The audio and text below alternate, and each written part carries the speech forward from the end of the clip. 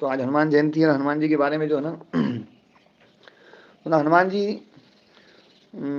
भक्ति के और शक्ति के और ज्ञान के, इन तीनों के जो है ना एक आइकॉन है ना, उनके जो है ना मतलब वो तीनों रूप यदि हमें एक प्रचंड रूप में देखना हो तो भगवान हनुमान जी, मतलब हनुमान जी में हम देख सकते हैं। और प्रभु श्री राम जो है ना हनुमान जी के बारे में लक्ष्मण जी को कई बार बताते हैं वाल्मीकि रामायण में कि ये इस व्यक्ति को 3 वेदों का ज्ञान है। जब पहली बार मिले थे तो पहली बार मिलकर के, एक मिनट, तो पहली बार मिले थे हनुमान जी से तो है ना राम जी इतने प्रभावित हुए थे, इतने प्रभावित हुए थे कि ये व्यक्ति बहुत ही अद्भुत मेधा संपन्न, अद्भुत है ना ज्ञान संपन्न, अद्भुत शक्ति संपन्न, और मतलब जो है एक व्यक्ति की जो शक्ति की या ज्ञान की जो पराकाष्ठाएं होती हैं उन पराकाष्ठाओं को छुए हुए व्यक्ति थे और अद्भुत विद्वान थे। और राम जी ने जो असुरों का संहार किया, उस संहार में ठीक है लक्ष्मण जी क्योंकि चूंकि भाई थे वो तो उनको तो सहयोग देना ही था, तो लक्ष्मण जी ने अपना पूरा सहयोग दिया, लेकिन हनुमान जी का जो सहयोग था वो तो बिल्कुल ना कोई संबंध नहीं होने पर भी और किसी प्रकार से वो ना होने पर भी उनका जो सहयोग रहा प्रभु श्री राम के लिए, तो वास्तव में वो एक ध्येय के लिए, एक उद्देश्य के लिए, उनकी एक इच्छा कि भैया धर्म का सहयोग करना चाहिए, धर्म की रक्षा करनी चाहिए, अधर्म के नाश में हमारा जीवन लगे, धर्म की रक्षा में हमारा जीवन लगे, सत्य की रक्षा में जीवन लगे। तो कितना बड़ा उनका वो रहा और उनके सहयोग के बिना वो यज्ञ पूरा नहीं हो सकता था। तो है ना जो है ना ऐसे अद्भुत मेधा संपन्न, अद्भुत ज्ञानी, अद्भुत भक्त और मतलब वो तो एक गजब ही थे। उनके जीवन के बारे में यदि पढ़ना है ना, कृष्णदत्त ब्रह्मचारी जी ने भी उनके बारे में काफ़ी कुछ बोला है। एक कृष्णदत्त ब्रह्मचारी जी हुए थे, अनपढ़ थे, लेकिन वो कहते हैं कि उनमें कुछ है ना पूर्व जन्म की स्मृति आती थी और वो काफ़ी कुछ बदलाते थे, तो उन्होंने उनके बारे में काफ़ी कुछ बोला है। और हनुमान जी की अच्छी जीवनियाँ भी उपलब्ध हैं, तो वो पढ़नी चाहिए। अच्छा, एक बात थोड़ी सी और पूछना चाह रहा हूँ, आयुर्वेद में किस किस की रुचि है? जी गुरु जी हमारी भी है, हमारी भी है। हाँ गुरुदेव हमारी भी थोड़ी, गुरु जी मेरी भी है। हाँ हाँ स्वामी जी हमें केवल रुचि है, ज्ञान नहीं है, लेकिन रुचि तो है। देखो देखो मेरी भी रुचि है। आयुर्वेद जो है ना अद्भुत ग्रंथ है। अभी आयुर्वेद में हमें जो है ना 2 संहिताएं ही उपलब्ध होती हैं, एक चरक संहिता, एक सुश्रुत संहिता। सुश्रुत एक अलग आचार्य हुए हैं, अलग ऋषि हुए हैं, उन्होंने वो संहिता बनाई है। चरक संहिता जो है वो महर्षि चरक ऋषि हुए, पर महर्षि चरक ऋषि से पहले जो है ना एक आचार्य हुए हैं ना जो ना महर्षि अग्निवेश जी ऋषि हुए हैं, अग्निवेश।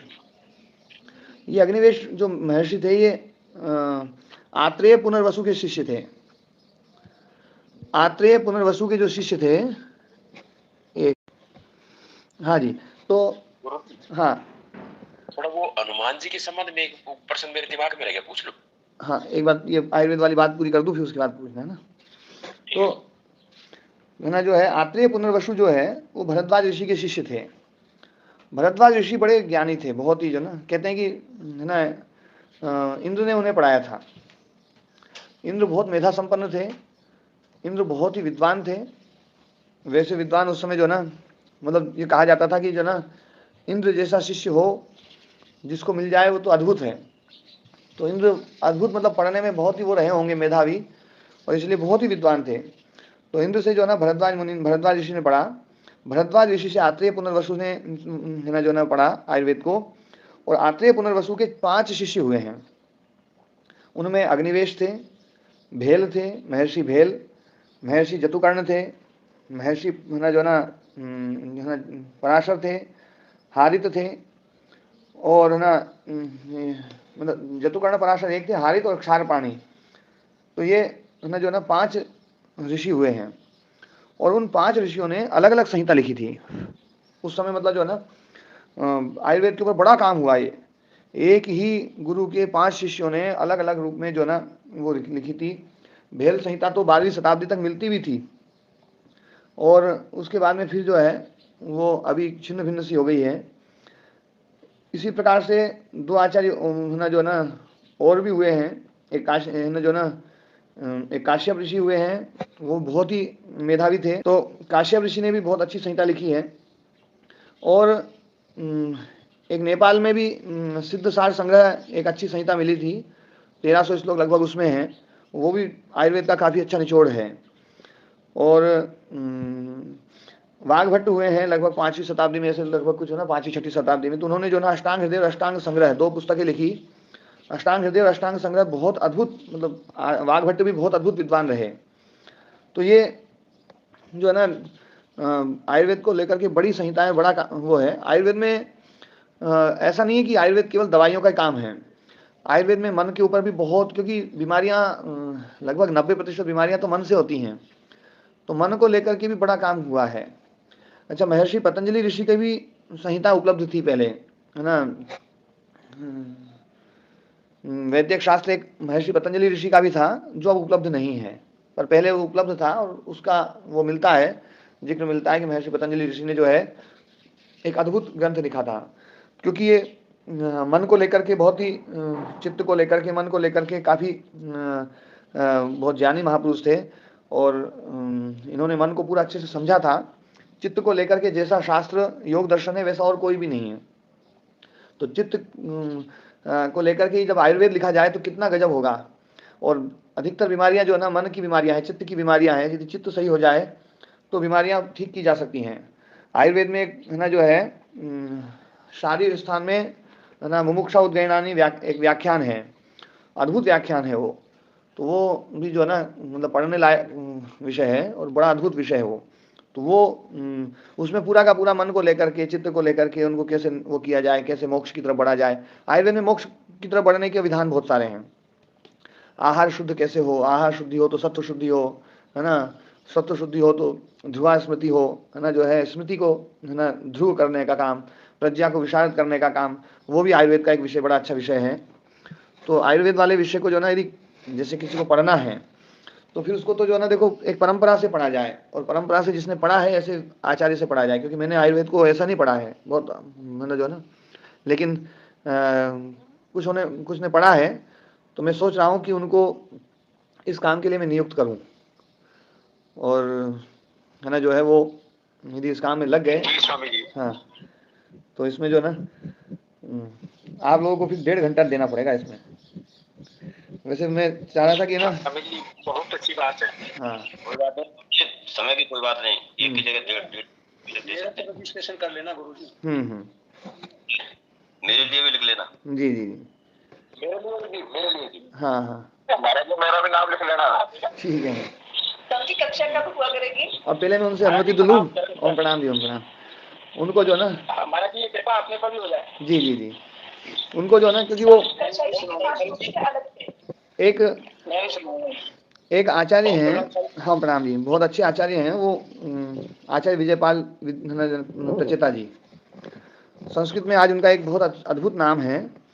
और वो मतलब इतने विद्वान है कि मतलब जैसे दिल्ली यूनिवर्सिटी में संस्कृत विभाग के जो भी प्रोफेसर हैं, जब उनकी चर्चा होती है तो ये कहते हैं, है ना जो है, एक बार एक बहुत अच्छे प्रोफेसर थे, उनसे मेरी बात हो रही थी, बहुत मतलब वो बहुत ही विद्वान है। तो उनसे बात हो रही थी, मैंने उनसे कहा उनकी आचार्य विजयपाल प्रचेता जी वो भी अच्छे विद्वान हैं। तो उन्होंने कहा, बोले महाराज जी, बोले वो अच्छे विद्वान नहीं है, वो ही विद्वान है, बाकी सब तो जो है ना अपना काम चला रहे हैं।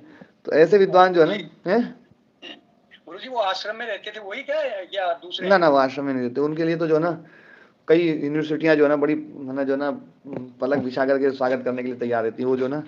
वैसे हिमाचल में एक यूनिवर्सिटी में वो है ना पोस्टेड है, पर वो जो है ना उनको, वो तो कुलपति के लायक व्यक्ति हैं। कई यूनिवर्सिटियों में जो है ना वो आमंत्रित रहते हैं।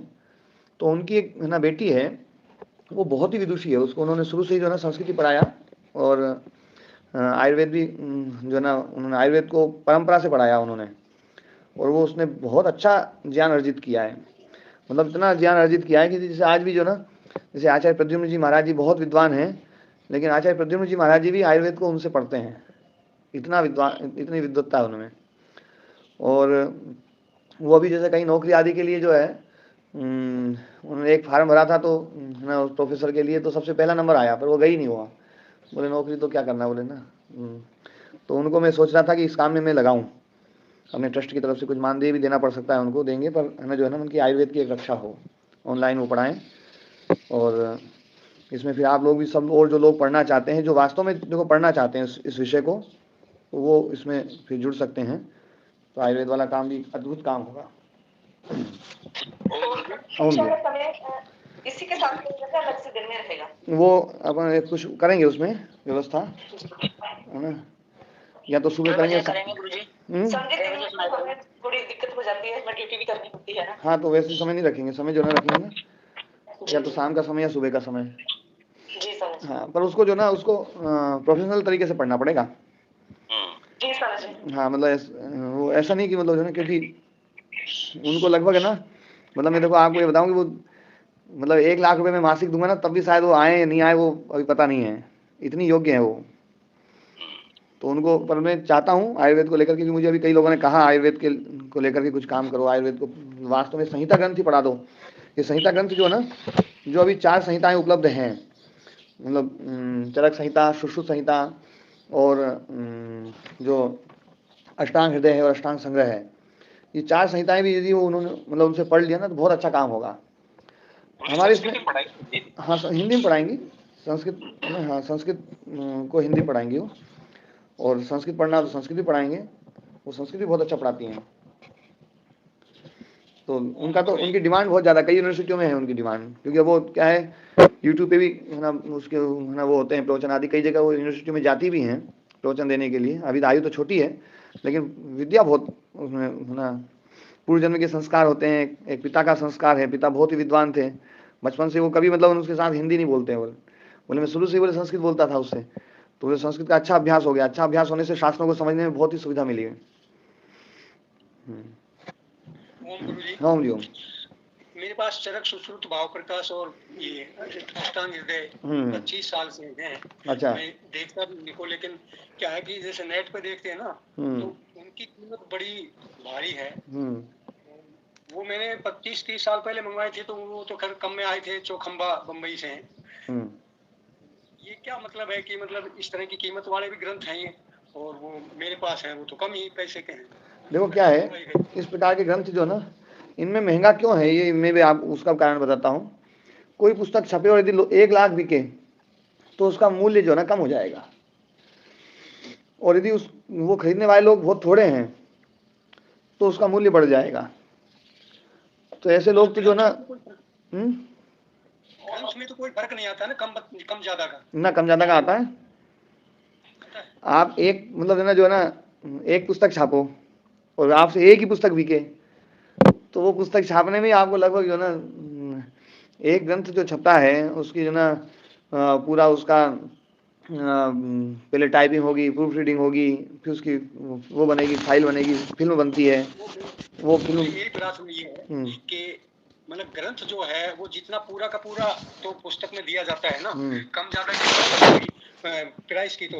हाँ, प्राइस की बात मैं बोल रहा हूँ, प्राइस जो ना वो महंगा क्यों हो गया। मैं आपने प्राइस की बात कही थी ना, इसलिए बता रहा हूँ मैं कि प्राइस महंगा इसलिए हो जाता है कि यदि वो ग्रंथ यदि लाखों प्रतियों में बिकने लग जाए तो बहुत सस्ता हो जाएगा, लेकिन वो बिकता लाखों प्रतियों में नहीं ना।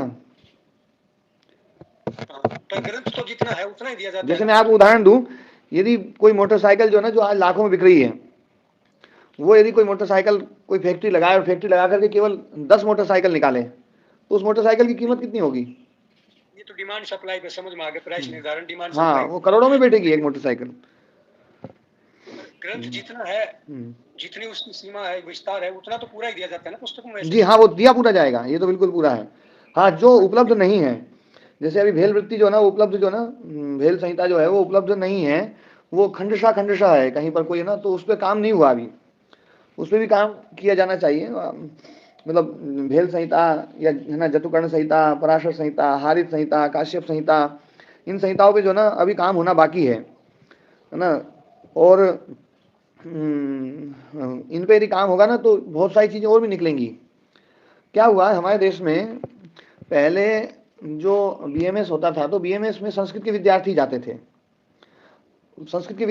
तो वो संस्कृत को पढ़ते थे। तो एक मुसलमान शिक्षा मंत्री आया, उसने जो ना जो है संस्कृत की अनिवार्यता को खत्म कर दिया, तो फिर हिंदी अंग्रेजी वाले लोग भी जाने लगे। अब हिंदी अंग्रेजी वाले लोग जाने लगे तो फिर है ना जो है ना उनको संहिता पढ़ने में थोड़ी दिक्कत होने लगी, तो उन्होंने उपद्रव खड़ा किया, बोले भैया ये अंग्रेजी संस्कृत में पढ़ा रहे हैं। तो फिर उन्होंने जो है ना वहाँ पर मॉडर्न साइंस भी पढ़ाना शुरू कर दिया कि भैया आयुर्वेद को पढ़ना चाहे तो पढ़ सकते हैं और नहीं पढ़ना चाहे तो उससे भी काम कर सकते हैं। तो आज BMS है तो आयुर्वेद की डिग्री, लेकिन वहाँ पर जो है ना आयुर्वेद पढ़े हुए लोग बहुत कम होते हैं, तो इसलिए आयुर्वेद का नाश हो गया। आयुर्वेद को बहुत सोचे समझे तरीके से समाप्त किया गया है।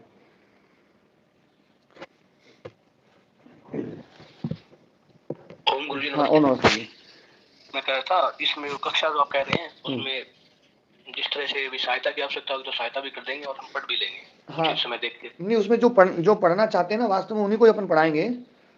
और है ना उसमें ऐसा भी कर लेंगे भी जितने लोग पढ़ रहे हैं उतने सब मिलकर के उनका जो है ना वो कर लेंगे। हाँ, पर वो अपन बड़े स्तर पे करेंगे ना तो वो अपन करवा सकते हैं जी, कर लेंगे गुरुजी। अब उसके लिए और इसमें क्या है लगभग ना 100 आदमी यदि अपन ने जोड़ लिए तो 100 आदमी के जो है ना 1000 1,500 रुपये आएंगे, है ना जो है जिस तरह भी उचित होगा कर लेंगे गुरुजी, आप करवा लें। जी। पर यदि आयुर्वेद के अच्छे विद्वान तैयार हो गए, आयुर्वेद को यदि पढ़ लिया ना एक बार ये शुरू होगा ना, तो ये मेरी ये योजना है कि जैसे यदि 5-6 महीने ये चली परंपरा, तो विदेशी लोग बहुत लोग तैयार हैं आयुर्वेद को पढ़ने के लिए। फिर वो लोग यदि इसमें आ गए, अपने को तो क्या है अपना आयुर्वेद का प्रचार करना है, चाहे देश में हो चाहे विदेश में हो, कहीं भी हो आयुर्वेद को लोग समझें। स्वामी जी कितने घंटे की क्लास होगी? ये है ना 1.5 घंटे की है ना 4 कक्षाएं होंगी प्रतिदिन की। हाँ, तो उसमें है ना जो है जैसे कुछ लोग हैं, जैसे आप लोगों ने तो क्या ये ग्रंथों के नाम नहीं सुने हैं, आज मैंने सुना है तो आपने पहली बार सुने, ऐसे ही हुआ ना, कई ग्रंथ तो बहुत पहली बार सुने होंगे, कईयों के ऋषियों के नाम ही नहीं पहली बार सुने होंगे, है ना।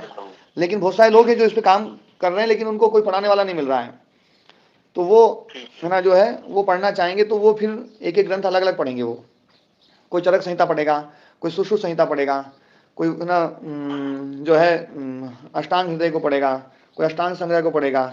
तो चारों ग्रंथ जो ना 1.5 घंटे का विचार बनाते हैं, तो उनसे जो है ना 6 घंटे तो उनसे पढ़वाएंगे, जब उनको अपन वो करेंगे तो वो है। बाकी फिर जो ना उसमें स्वामी जी जो जैसे स्वामी जी आपका ये जैसे प्रवचन आता है तो हम 1 घंटे में लगभग काफी कुछ सीख रहे हैं, ऐसे ही रूटीन में कल जिनके पास कम समय हो तो वो चल सकते हैं क्लास में। हाँ, चल सकते हैं, नहीं तो उनसे ना वो क्या है वो रिकॉर्डिंग भी हो जाएगी ना, तो रिकॉर्डिंग में अपन उनको भेज देंगे, तो वो रिकॉर्डिंग जो है ना वो लोग रात में अपने सुन सकते हैं आराम से उसको। राशि देने को तैयार है लेकिन समय ऐसे ढंग से हो कि हम वो सुझाव ले सकें। हाँ जी, अब देखो मैं उनसे एक बार समय लूंगा, समय लेता हूँ फिर ना, मैं पहले एक बार मतलब मेरे को यूँ तो रहेगा कि हाँ कुछ लोग तैयार हो जाएंगे। हाँ हो गए जी, मैं भी जुड़ूंगा गुरुजी। जी जी जी ठीक है, गुरुदेव मैं भी जुड़ूंगा। हाँ हाँ ओम गुरुजी मैं जुड़ूंगा, 3 लोगों को और भी जोड़ूंगा। ठीक है ठीक है ठीक है। तो आपने 32 सूत्र हो गए थे पूरे, अब 33वां सूत्र है ना, वितर्क बांधने प्रतिपक्ष भावनम। वितर्क बांधने प्रतिपक्ष भावनम ये भी काफी हो गया था। कर्म के 2 परिणाम यहां से चल रहा था, आपने जो ना कर्माशय को पैदा करता है। पहला परिणाम कर्माशय से जाति आयु भोग, उससे ना जाति आयु भोग रूप सुख दुख पैदा होता है। आह्लाद है तो सुख और परिताप है तो दुख, और उन सुख दुख के कारण से फिर से प्रवृत्ति निवृत्ति और प्रवृत्ति निवृत्ति के कारण से फिर से कर्माशय पैदा होता है, एक चक्र चलता रहता है। दूसरा है कर्म से दूसरी चीज पैदा होती है, वो है संस्कार, और वो जो संस्कार है यहाँ पर इन्होंने लिखा है संस्कार मतलब हैबिट, बुराई को ना मिटाने की प्रोसेस। आज की रिकॉर्डिंग पुनः अवश्य सुने, हाँ ये वेरी इंपॉर्टेंट है। ये संस्कार के ऊपर उस दिन चर्चा हुई थी, तो इसको जरूर आप लोग भी सुनना एक बार, अच्छा लगेगा वो। तो कर्म से संस्कार पैदा होते हैं और कर्म से कर्माशय पैदा होता है। संस्कार जो है वो फिर से जो है उन कर्मों को प्रवृत्त करने में सहायक बनता है। संस्कार के कारण से फिर से वृत्ति पैदा होती है, वृत्तियों से फिर कर्म पैदा हो जाता है, कर्म से फिर जो है ना ये दोनों चीजें फिर पैदा हो जाती है। तो जो है संस्कार कर्म संस्कार कर्म संस्कार कर्म, और इसके साथ में ये जो कर्माशय है वो साथ में निकलता जाता है, जाति आयु भोग रूप में जो सुख दुख रूप फल जो है वो साथ में निकलता जाता है और ये लाइन आगे चलती जाती है। तो ये ना जो है जाति आयु भोग के द्वारा ये कर्माशय वाली जो परंपरा है इसको खत्म नहीं किया जा सकता है, संस्कार को नष्ट करके ही है ना जो है ना इसको नष्ट किया जा सकता है, इसको रोका जा सकता है। तो कर्म और संस्कार की रेल साथ साथ चलती जाएगी, उनके साथ में सुख दुख मिलता रहता है, ये सुख दुख साथ साथ में चलता रहेगा। एवं जहां पर वासना एवं आशय दोनों शब्द आता है वहां पर आशय शब्द तथा आशय शब्द कर्माशय को बोलेगा तथा संस्कार शब्द वासना को बोलता है ना, ये बिल्कुल सही बात है ना। यहाँ पर संस्कार को वासना शब्द बोलता है, आशय शब्द कर्माशय को बोलता है।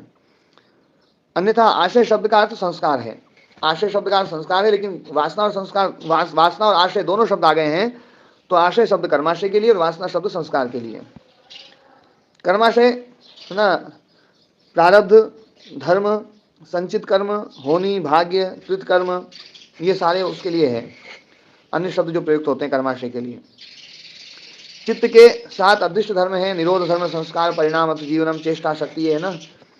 तो ये है ना जो है जीवन उपाधि से युक्त जो आत्म तत्व है उसमें उसे हम उपाधि से जीवात्मा बोलते हैं, क्योंकि जीवात्मा में जो जीव शब्द है वो तो चित्त का धर्म है।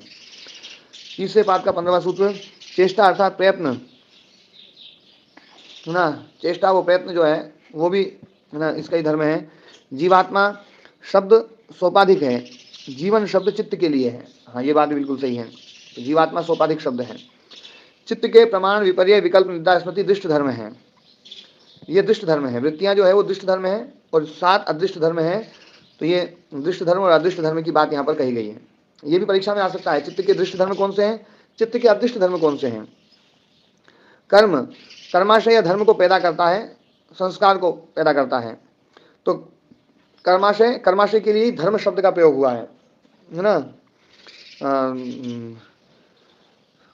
ये जो 7 अदृष्ट धर्म है उन अदृष्ट धर्मों में एक अदृष्ट धर्म भी है, धर्म भी एक अदृष्ट धर्म है, वो धर्म कर्माशय के लिए ही है।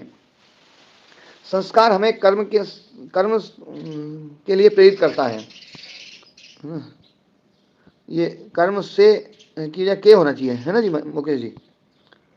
संस्कार हमें कर्म के लिए प्रेरित करता है।